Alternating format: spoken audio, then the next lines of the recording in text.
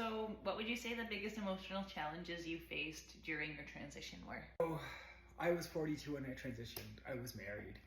Um, I had two kids. I had a family. I had a family in law. I had, you know, work people and friend people and all these different groups of people that all saw me in a certain way. So,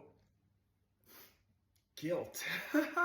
I think that was my number one with my kids. I felt such guilt. But then it's interestingly enough that that guilt, what it actually did for me, it made me realize that my kids don't want me to be somebody that isn't me.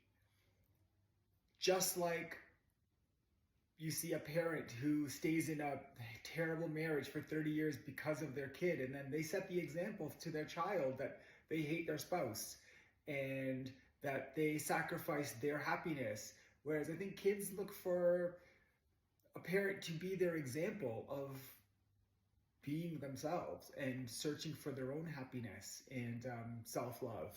So, and a loving relationship, for example. So I think that was how it kind of all transpired for me personally. Okay.